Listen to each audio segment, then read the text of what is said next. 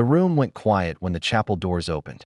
A single dad in an oversized suit walked in, but it wasn't him that froze the crowd. It was the woman on his arm, moving with a kind of grace that belonged on a stage, not at a wedding where he'd only been invited as a joke. Even the groom's smile slipped. And in that silence, everyone knew something was about to shift.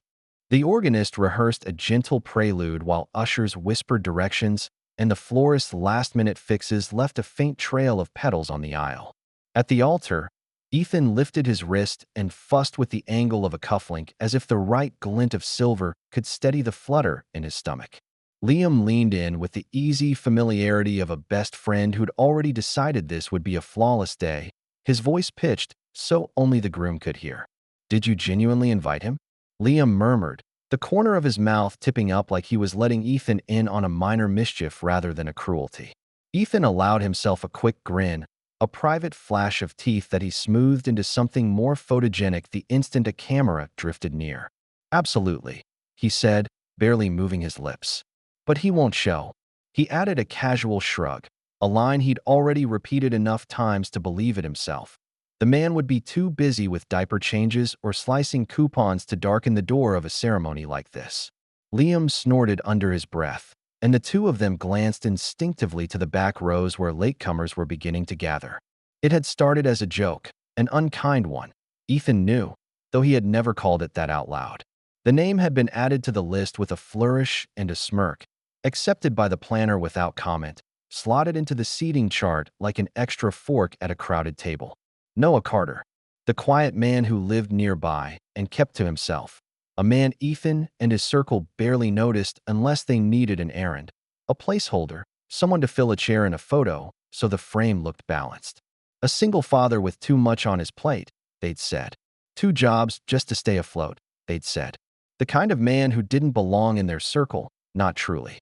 Since his wife's death 2 years back, he spoke even less. That was how the whisper went, gentle as sympathy and sharp as a blade. Ethan had believed, with the cool confidence of a groom in an expensive suit, that such a man would never come. Why would he? Who would trade a precious free evening for a room where he'd be invisible? Ethan's fiancée, his bride-to-be, peeked from the side chapel with her maid of honor and caught his eye. The smile she sent him was warm and practiced, a promise of photographs to come. He lifted his chin. Good. Everything was under control, and then returned to the topic that had begun to amuse him more than it should. He pictured Noah the way their group always did. Hands full, clothes a little worn, late because life had the impolite habit of throwing hurdles only at men like him. Liam's shoulder brushed Ethan's as he shifted. "If he shows," Liam whispered, "we'll be polite." The word polite was a fig leaf they both hid behind, the mannered version of a nudge and a snicker. A fresh wave of guests arrived, tide-like, soft laughter meeting the low hum of music. Ethan watched them sort themselves by instinct. Family to the front, colleagues about halfway, acquaintances to the rear. The ushers did their choreography, palms out, aisle clear, faces lit with the special smile that weddings teach. A child wiggled free and was reclaimed. Someone's perfume lifted and settled again like a veil. The pastor glanced discreetly at his notes and then at Ethan, a look that asked, "You ready?" Ethan gave a shallow nod. "Ready." Noah Carter. The name walked through Ethan's thoughts uninvited and sat down. He knew more about the man than he let on. Everyone did, really, in the way neighborhoods collect biographies without permission. Noah's lawn was always mowed but never manicured. He waved when spoken to.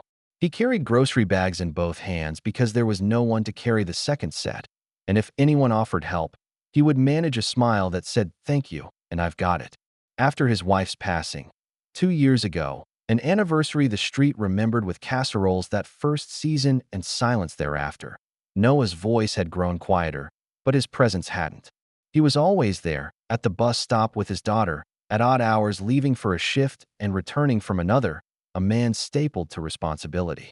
Ethan told himself that men like that didn't go to weddings where the champagne bubbled and the jokes were expensive. He told himself it was kinder not to expect it. Still, he could feel the little thrill of the prank, an adolescent spark he would deny if anyone named it. It had been Liam who first laughed, lightly, easily, about the idea, and Ethan who converted laughter into logistics. These were the small satisfactions of a group that never said out loud what it assumed. That status was a gravity all its own, and some people were made to orbit rather than to land. He knew how ugly that sounded. He didn't say it. He didn't have to. The circle enforced itself without speech. Breathe, Liam advised, noticing how Ethan's jaw had set. It's your day. Ethan loosened his shoulders. He thought of the vows, of how clean everything would look in the album. The satin, the florals, the dance floor washed in warm light. He thought of the toasts and the jokes, the practiced sparkle of it all. A photographer lifted a lens. Ethan composed himself, angling to present the better side of his face. The cufflink now aligned so it caught the glimmer it was meant to catch. The little machine clicked. He imagined the caption his mother would write when she posted, "So proud of our Ethan." He imagined the sympathy her friends would send about the guest list. Every family has to invite a few extras, doesn't it? People who don't quite fit, but it's kind to include them. Kind. The word tasted strange.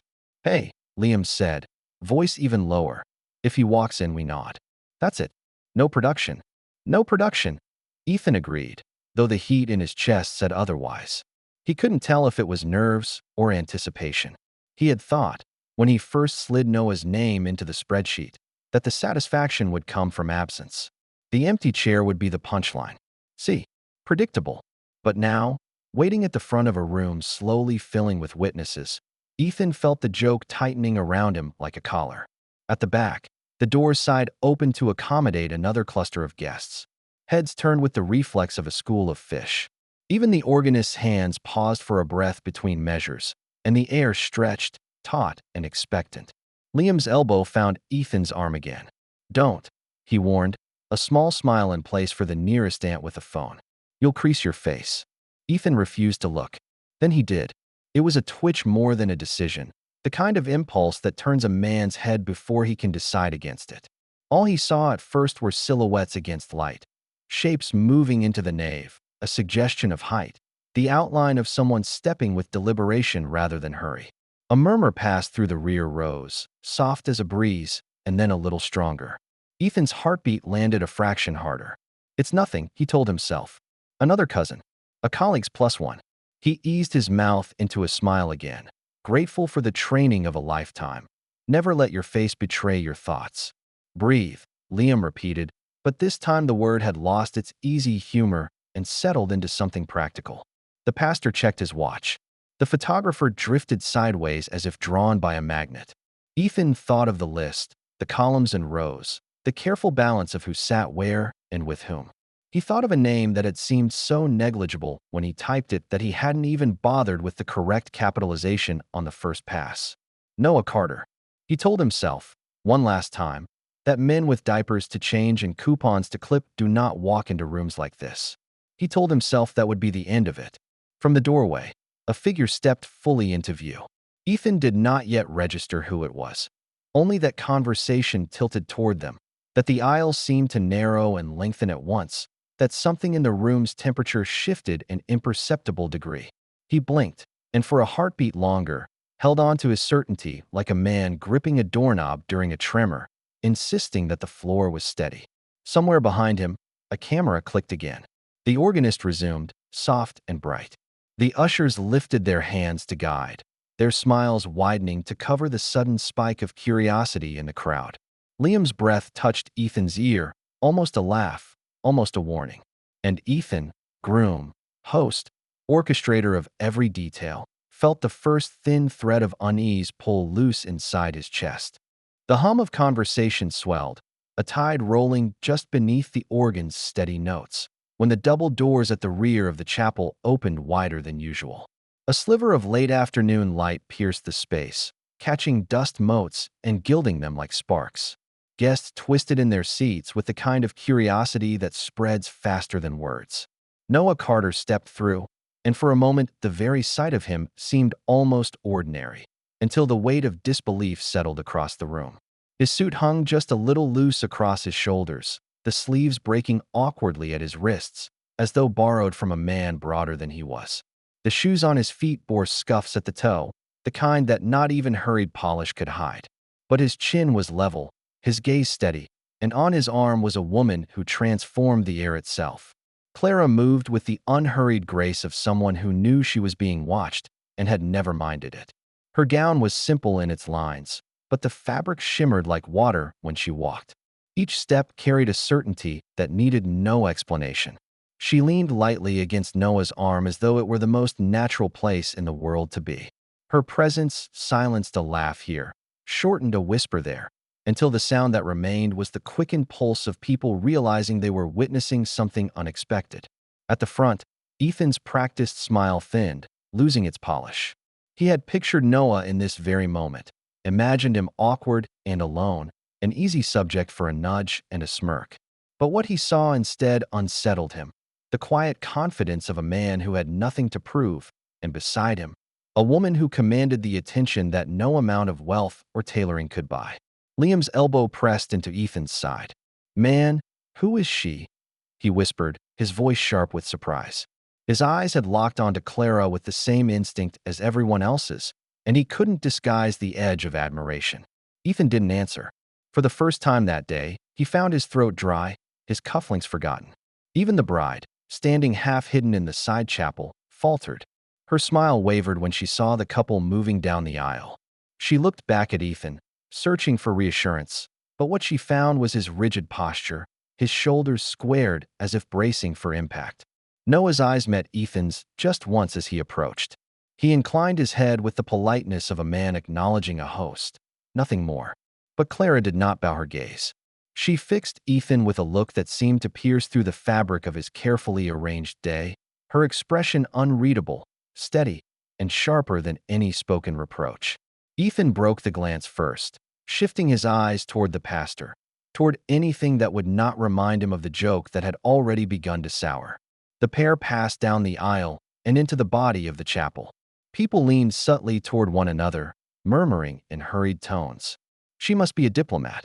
"No, I've seen her before, I swear. Look at the way she carries herself." Each guess was more extravagant than the last, and each added to the ripple of all following them.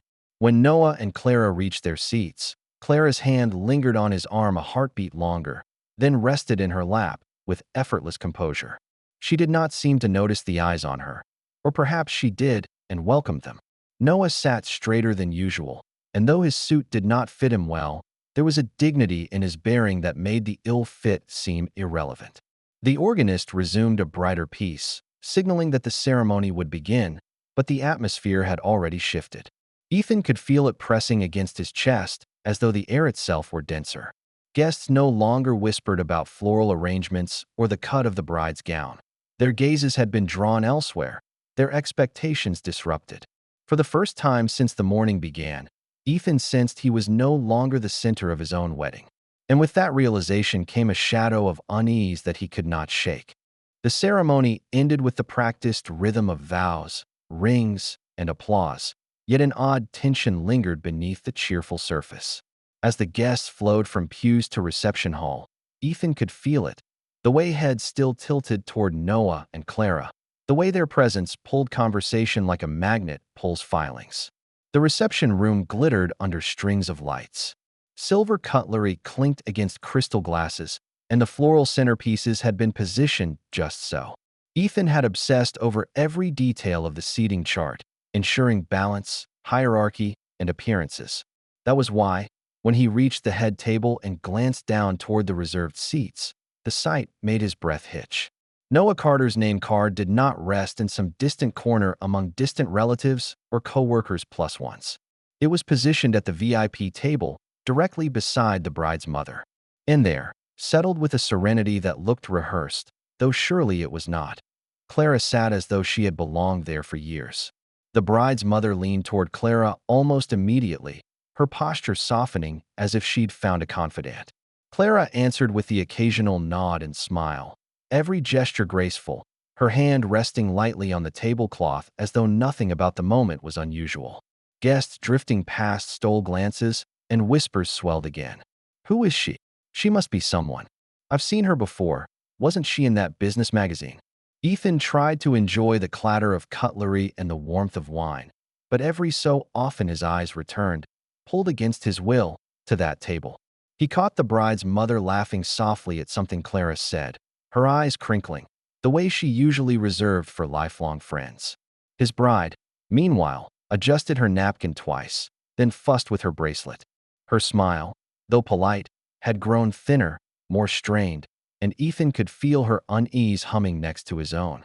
Unable to stand it, Ethan excused himself between courses and made his way toward the punch bowl, feigning a host's duty. The crowd shifted, parting easily, though he noticed that their conversations dulled when he passed, only to quicken again once he moved on. He hated that.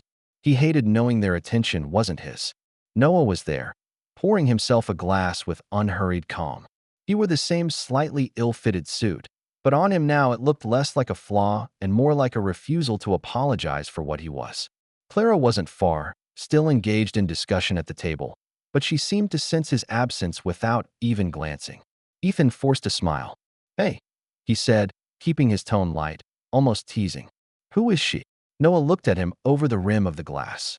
His eyes were steady, not hostile, not boastful, simply unflinching. He let the question hang, then allowed the smallest of smiles.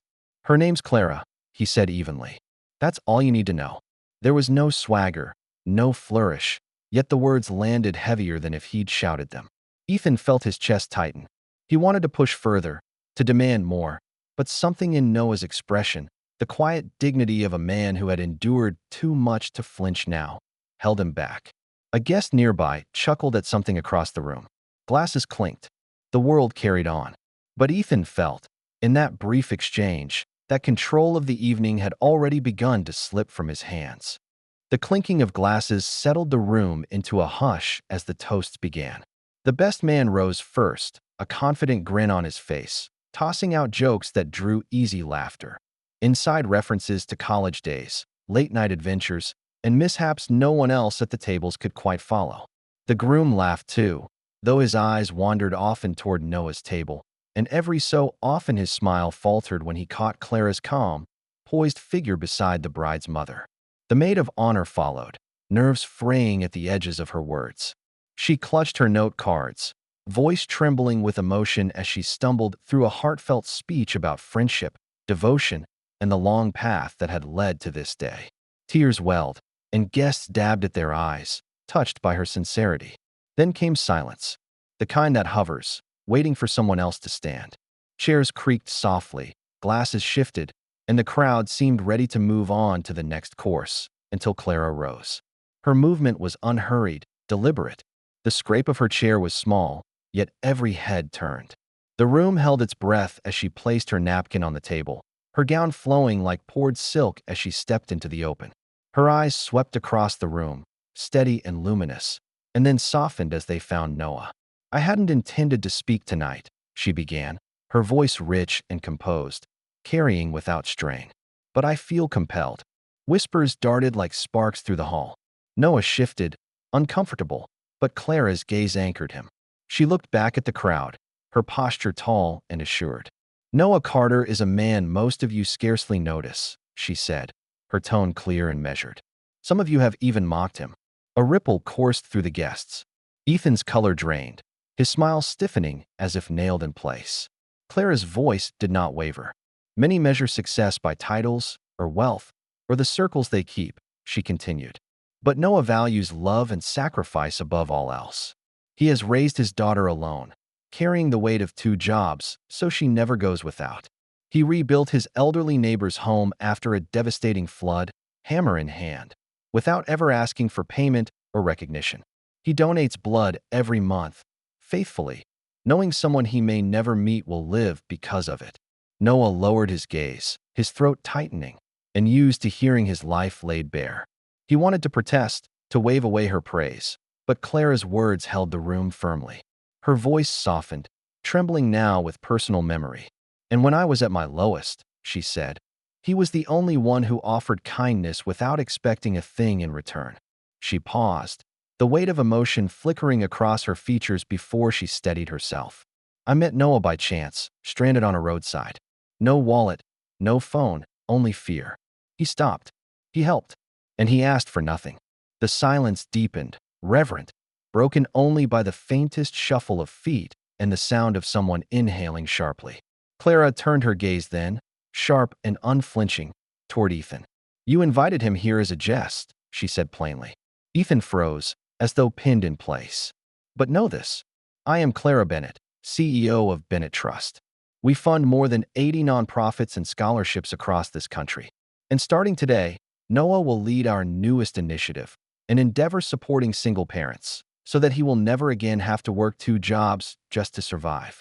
The hall fell utterly still. Not a laugh, not a murmur, just the sound of 100 breaths held at once. Then Clara smiled, warm, genuine, radiating the grace of someone who did not seek applause but received it anyway. The spell broke, and whispers surged, followed by hesitant applause that grew until it filled the hall.